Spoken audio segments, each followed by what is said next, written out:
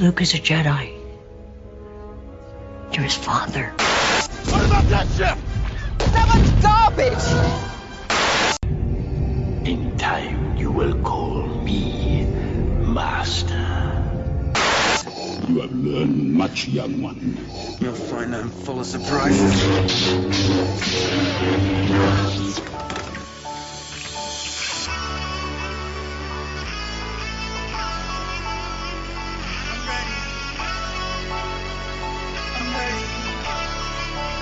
Hey Sleepers, welcome to the SleeperWire Great Debate Show where we do a fast debate between two players. I'm your host, Professor Chris, on Twitter at Seymour SleeperWire, and with me is our SleeperWire Star Wars Ultra fan, Adam. What's going on, man? Hey, thanks for having me on, Chris. You know, I've never done one of these with you before. Probably the reason it's been so successful. Right? Could be. So, okay, here's the deal. I'm a giant nerd, and I'm good with it. And the guys at SleeperWire, they know this. Yeah, you don't have to justify. I'm a math teacher. I'm also a giant nerd. Well, every year you guys indulge me, and you guys let me do this Star Wars movie review. So I thought this year, in preparation for it, I would do something a little bit off the beaten path, a little bit different. And I enjoy it. I enjoy getting all nerded out and enjoying my Star Wars. So that's not what we're doing today. We're not talking about Star Wars specifically. Instead, we're debating. What are we debating today, Chris? We got a great debate going on today, our first of two Star Wars great debates that we're going to be having. And since this is the first one, would you call this one Episode 4? That seems fair. That seems fair. All right, Episode 4 of the Star Wars Great Debate. All right. What we're going to be doing here is having an actual debate-style argument between these two characters this time. We're going to spend a couple minutes arguing for our character, 90 seconds for rebuttals, and then final thoughts. So just like the style of the great debate that you're used to. And once again, the purpose of this is not to come to a consensus about these guys, but it's to, give you arguments for and against these two characters. And today, we got Luke Skywalker versus Rey. I've got Luke. Adam has Rey. Man, I love that intro. It's like a horse at the gate getting ready before you say it. And you know what? I do. I really like Star Wars. I find it really fun and enjoyable. And you know what? I think everybody loves Star Wars. Do you know who Star Wars markets to, Chris? You know who their core demographic is? As of right now, or what it was? Oh, what it's always been. 30s. It's everyone, Chris. It's everyone. Literally the next person you meet, Star Wars is targeting. Here's an interesting question. Maybe this is a debate for another time, but I read this, and I wanted to get your opinion. So it said, what franchise has had more influence in the world? Star Wars, The Matrix, Lord of the Rings, or Harry Potter? And I know that you are a tatted-up metalhead that is a math professor. So I figure, because your tats are all Lord of the Rings, you would choose Lord of the Rings. No, I only have one Lord of the Rings tattoo. Yeah, it's just smog from the map above the Lonely Mountain. But I also have a Deathly Hallows tattoo. Oh. Yeah, and I'm going to say that Harry Potter has had a bigger influence on the world. Wow. Yeah, I disagree. I think Star Wars, but maybe for another day. The debate today, Chris, is Rey versus Luke. Right. Right. As I said earlier. And before we get started, I just want you to remember what Luke said. This is not going to go the way you think. I don't think it's fair for you to start using these arguments ahead of time. All right, let's get started whenever you're ready, man. All right, guys, I'm going to kick it off here with Luke. All right, man, talk about a zero to hero story. This is a guy who went from humble beginnings working on a moisture farm on Tatooine to restoring peace and justice throughout the galaxy. And I'm not here to talk about all the great things that he did as a Jedi. We're keeping this to pre-Jedi for both Luke and Rey because, Rey isn't a Jedi yet. So as a 19-year-old, Luke was far too old to start training as a Jedi. That training generally starts when a person is very young. Hell, the Jedi Council even said that Anakin was too young, and he was 9 years old when he was brought to the Jedi Council for the first time. If 9 is too young, then certainly 19 must be too young, right?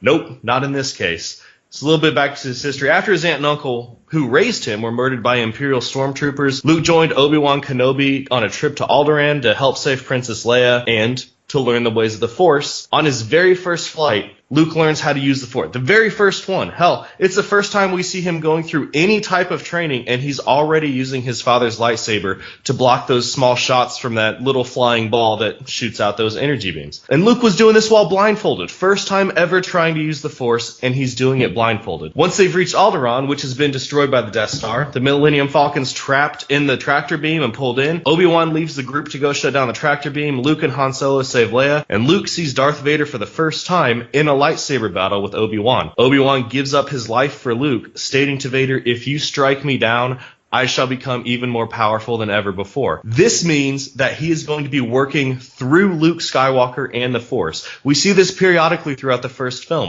two films. Not only is Luke strong enough with the Force on its own, but he also receives early guidance from the Jedi Knight who trained Darth Vader. At the final battle scene, we see some X-Wing pilots trying to use their missile guidance system to blow up the Death Star, but it wasn't working. Luke actually turns off his guidance. No. All right, let's go ahead and move over to your rebuttal here, Adam. All right, so let me start with saying Luke is a whiny-ass kid, right? In a deleted scene of Star Wars, Luke is actually saying, "Hey, man, I just want to get off the planet, and I'll go wherever. It doesn't even matter if I join the Empire," basically. So Luke, just a kid that wants to get off the planet. He's tired of living with his adopted parents. I mean, he's 19 years old. He should be having a job, getting out there, doing something. Instead, he's living with his aunt and uncle, just hanging out, complaining about chores. "I don't want to do this," moping around the house. Come on, man, grow up. Look, Luke may be a good marksman, but he is a shitty pilot. He doesn't really know how to fly. So we all play Call of Duty, so we know that marksmen are definitely the weakest character out there. Luke freaks out when he's in a cave where you can imagine your deepest fear, right? He freaks out when he sees Darth Vader, and he lacks empathy. And you talked about Luke training. Well, Rey doesn't even train, and she's dope. So Luke is blindfolded, and then he's able to stop some ball that shoots lasers. Rey closes her eyes during a Jedi fight and is still good to go. So in the end, we got that Luke is whiny, doesn't care about his family. He gets them both killed, and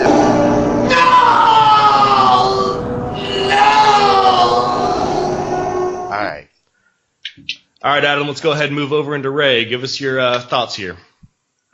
Let's talk about Rey. Rey Kenobi? Rey Palpatine?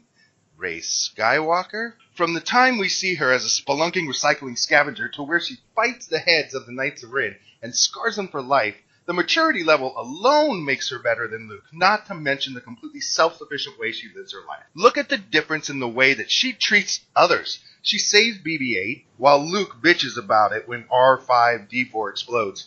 Her piloting skills are deaf. She makes tighter moves than Lando, must have visited Japan because she Tokyo drifts the Millennium Falcon in order to blow up that TIE fighter. Not only can she pilot ships, but she repairs them as well. Luke has to pay for Han's services. Han offers Rey a job after knowing her for like 5 minutes. It's actually more like 7 minutes, but who's counting? Let's talk about her ass kicking. Luke hides behind Obi-Wan in a bar. Rey has lightsabers called to her in bars and kicks the shit out of Finn like a Shaolin monk with her staff. With no teacher, she's able to employ a Jedi mind trick, defeat Kylo's probe, and keep Kylo's telekinesis at bay. Finally, Rey has never used a lightsaber before. Never used one, has no idea what it does. Despite this, she's more acrobatic than Kylo, and more acrobatic than Luke ever was. She's able to defeat Kylo's raw power in her first battle. Let's look at her allies as well. She attracts the Last Jedi, Han, Chewie, Maz, Leia, Poe, all these people. Luke attracts Obi-Wan barely, and even Yoda's like, man, what the hell? This is the last chance this universe has. It's clear that Rey is going to be the light to Vader's darkness in the end.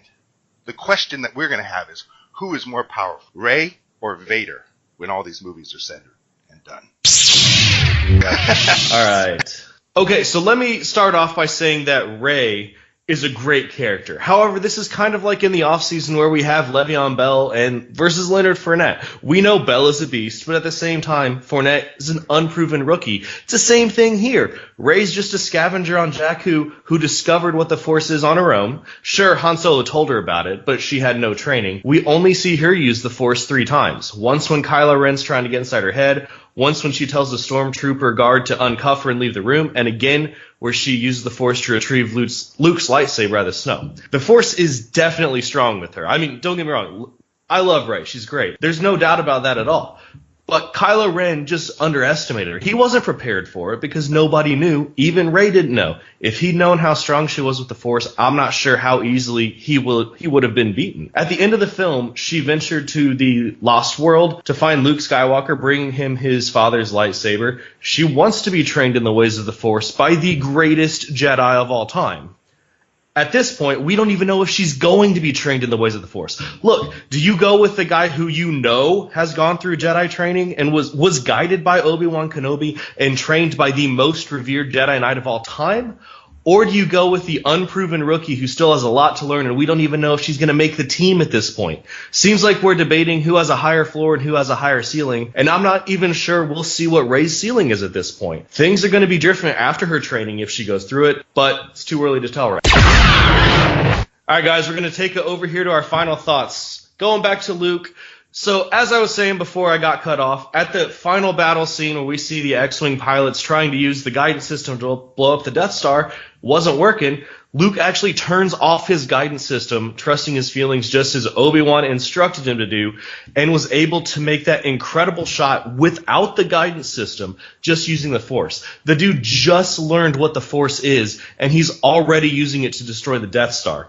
3 years later, becomes a lieutenant commander in the Rebel Alliance, he escapes Hoth in his X-Wing and travels to the Dagobah system to meet with Yoda, who is the one who tells him that he's too old to start training to be a Jedi in the first place. But Yoda saw something in Luke. Yes, he did say he saw anger and fear, but he could also sense how strong the Force was. This was no mere 22-year-old kid. This was a man with a destiny. After tons of rigorous training, Yoda tells Luke that he won't become a Jedi until he confronts Vader, which happens at the end of The Empire Strikes Back. He goes to confront Vader because even though he isn't a Jedi yet, he still has a vision from the Force of his friends in danger, and he did what a true hero does, comes to the rescue. And by the way, Luke, grow up. The dude was 19. What 19-year-old kid isn't a whiny little bitch sometimes? I'm pretty sure you and I both probably were.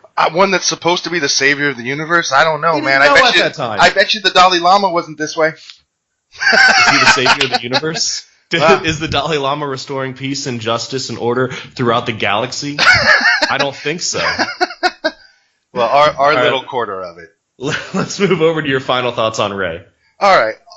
Although I believe both sides are powerful, I do think the hero's journey that Rey is on is just bigger than Luke's. If nothing else, just because of the scale of the movie itself is bigger. It makes me wonder what's going to happen in the new movie. I mean, she clearly has some learning to do with the Last Jedi mask. And make no mistake, Luke is the Last Jedi. I think when she does get everything that she learns, her powers are going to be much bigger than Luke's will ever be. In the end, we never really get to see how powerful Luke is. It's not like Yoda. We get to see Yoda, like a few hundred years after his prime. And if the Force is truly alive, right? That's the theme of Star Wars. If the Force is truly alive, then that means Samuel, Jackson, the younglings, Anakin, and all of these Jedis, and the most powerful ones ever, were focused into a small amount of people, right? Now, Rey is basically one of the only ones that has the Force. I mean, we're probably going to see some extended stuff, but for the most part, she is the carrier of the Force. That alone I think is going to make her the most powerful Jedi ever. And just to give you an idea of how powerful the Force is, here's a quick quote that I read. It says, "My life spans a millennia. Legions have risen to me. My ascendance is inevitable. A day, a year, a millennium. It matters not. I hold the patience of stones and the will of stars. Your striving is insignificant. Let your death be the same."